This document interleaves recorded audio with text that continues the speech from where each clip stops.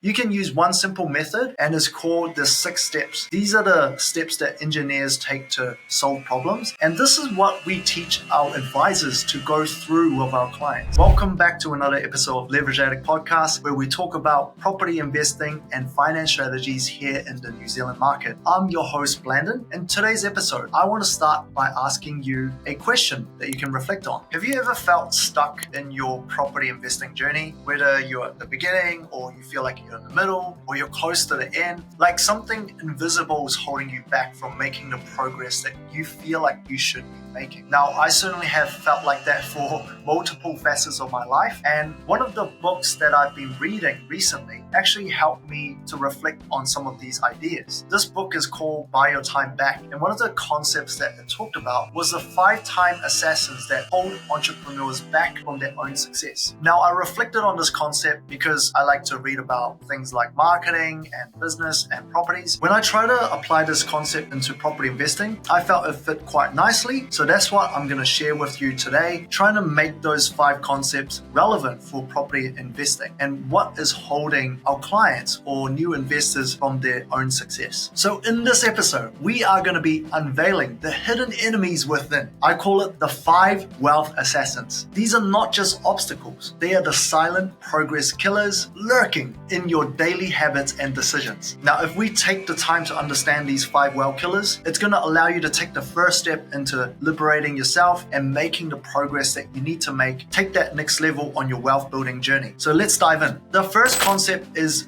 the staller. These are people who delay making tough decisions. You know, they get an email and they take days and days to reply because they don't even know what they should be doing with it. Or maybe they buy a course or something like that and then they just don't look at it for a long time. They avoid confrontational decisions and any uncomfortable situations. And by doing this, we miss a lot of opportunities because it's going to lag your property growth. And usually the things that people will say will be like, hey, I don't have enough time to deal with this. I've got other priorities. I'm prioritizing family right now. I'm prioritizing my job, right? They know something is important, but they just give themselves this reason to back out of it. I want to relate this back to like a client story. I have this client where I've been talking to for years, right? They came years ago and they did a refinance through us. I got them a better interest rate, worked on the structure, showed them how to use a revolving credit. That was a good start for them. But for years, because they were in a strong income position and they have equity in their property, I showed them how they could potentially use that to buy properties. And even though they were in that position, and a few years down the track, they had something going on in their family, someone got sick, and they really started thinking about building wealth,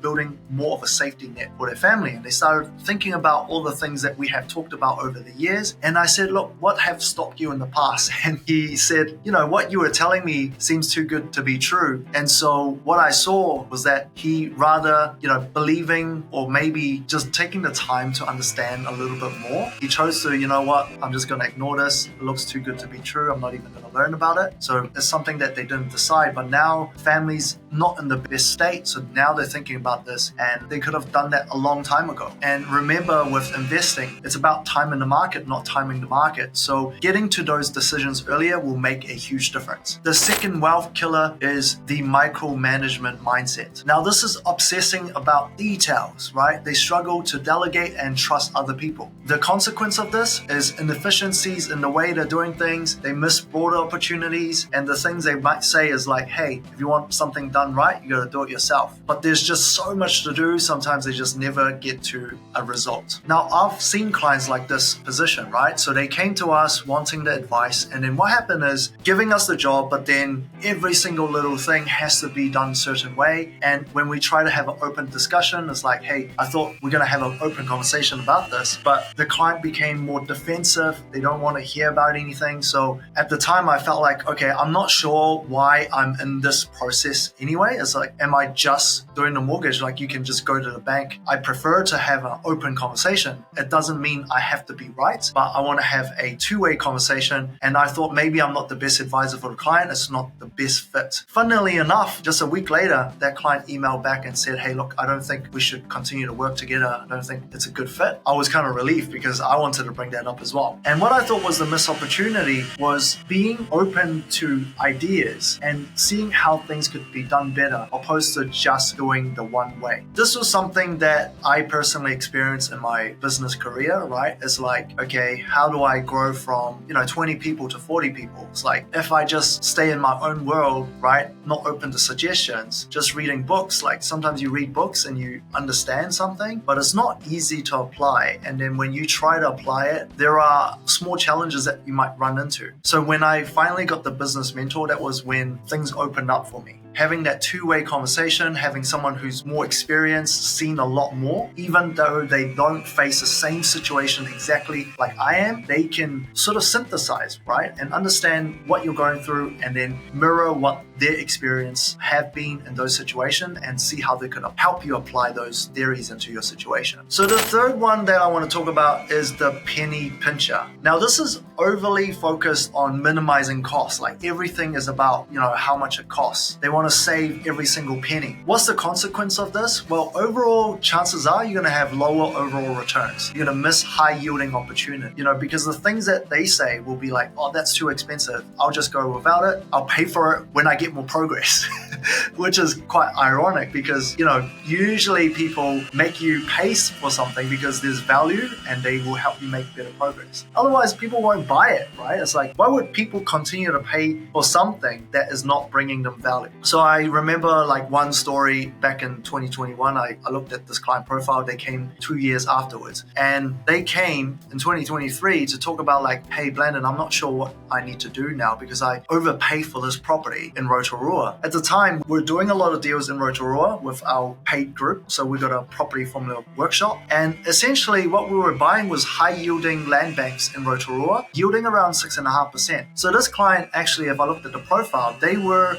looking at this workshop, but they didn't decide to go ahead. They got some ideas on the call for free and decide to just go, you know what, this is too expensive for me. I'm going to try to do it myself. So these people, they try to get as much free information as possible and they don't see the value in coaching and mentorship. And so they ended up buying this property. When I looked at the numbers, they bought at 4% yield when interest rate was 2.5%. So it would have been broke even, slightly maybe negative, but we were buying at 6.5%. So we had a lot more margin if the interest rate went up. Because interest rate went up, two things happened. One, property price dropped way more, right, than what you anticipate for. Because if you bought at 4% and market dropped, now the market's going to expect a lot higher return. And so having slightly higher yield in the beginning, it's going to give you more resilience. So now I can't help this guy because it's like, well, realistically, you have to just wait or, you know what, see big opportunities. Like if you let it go now at a loss, could it open up for new opportunities that you could make $100,000 back on the next deal? And that's probably the approach to take.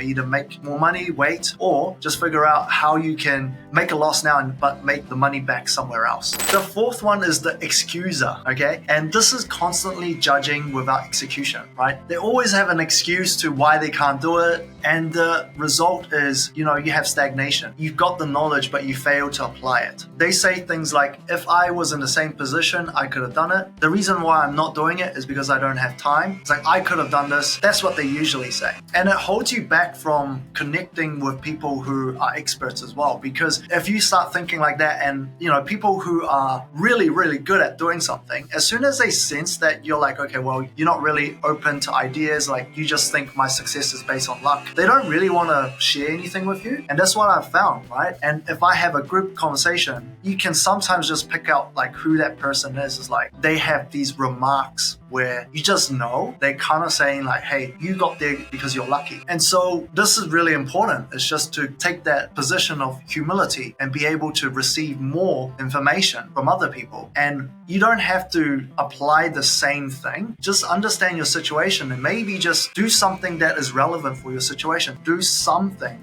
opposed to nothing because you're like, you know what, I don't have time, I don't have this. Like, use the resource that you have and just try and do something instead of nothing. Now, the fifth one is the overnight expert. This is the person who have a quick to claim the understanding of something, or they become an expert with minimal exposure. So believe it or not, this is the personality that I have, right? If I pick up something, I'm like, man, that sounds easy, I can do this. And so I tend to lean on action first and then just do the thing and then make the mistake and learn later. So consequence, the rash decisions will make more losses, right? You tend to lose money, you tend to have slower progress. And over time, like, it is something that I realize this is my weakness. And so I try to compensate for that. But I do believe if you look at the 5 things, the overnight success or overnight expert is probably the better one of all of them, because at least you're taking action. You could take action and then just reflect on it, right? That's the most important part, because I know if I take action, then I need to slow down to go analyze, okay, what have I done wrong? And then also surround myself with the right people that's gonna allow me to pull back on my optimism, right? So just for an example, one strategy that I'm looking to utilize is development. So instead of having the people who are just as optimistic as me and we're always agreeing, my architect and my engineers are people who are really conservative, so that if I take the really optimistic approach with the planner, we can go back to the architect and the engineer to say, hey, look, what do you guys think? We've got 2 people who are very optimistic and 2 people who are really conservative. That's to balance it out. It's going to be butting heads. You're going to be like, oh my gosh, why are they saying this? It just looks like it can be applied, right? If you think about this, you get this from your broker. When you are like, no, I have to borrow this amount of money, I need to maximize it, I need to get more. And you get a broker that tells you, hey, look, maybe you need to slow down a little bit and you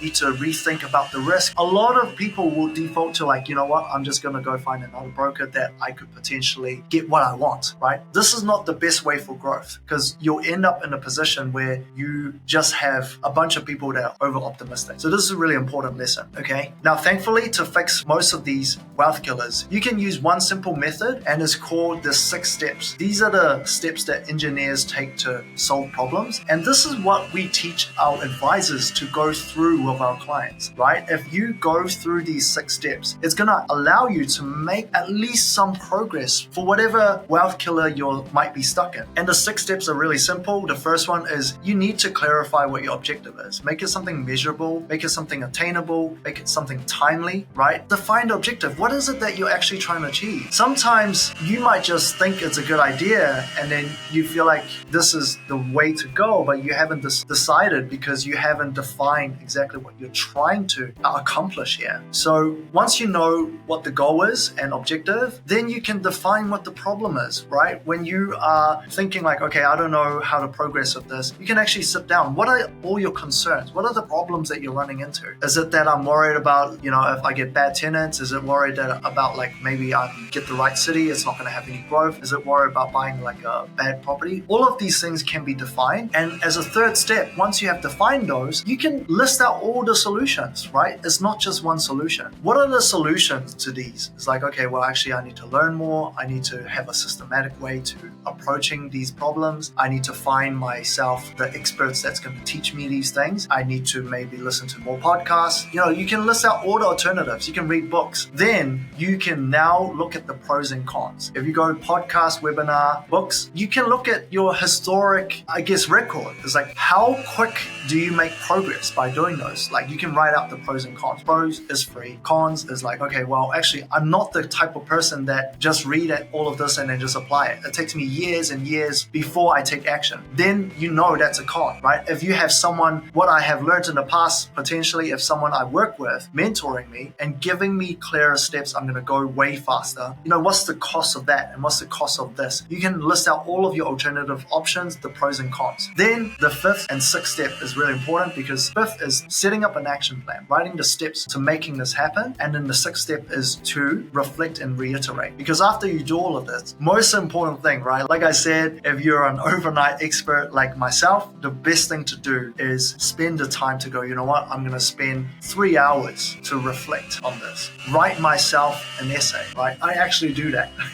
I have a lot of Google Docs that have my reflections on it. And this is really important because it's going to allow you to learn faster. And if you look at the most successful people and and people who are high performers, athletes, they watch their tapes and reflect what they could do better. This is one simple thing we can take away. So hopefully you guys found that helpful, and if you did find something useful, all I ask for is one thing, just to share this episode with someone who could benefit from it as well. Hopefully that shed some light on what's holding you back from your property success, and see if there's something you can apply, right? Remember, awareness is like the first step to change. And if you recognize any of these traits in yourself, so if you talk to our advisors, they will be able to help you make progress. Don't forget to subscribe as well if you're watching the YouTube, and if you want more insights, continue to listen in, and appreciate your time. I'll see you guys in the next episode.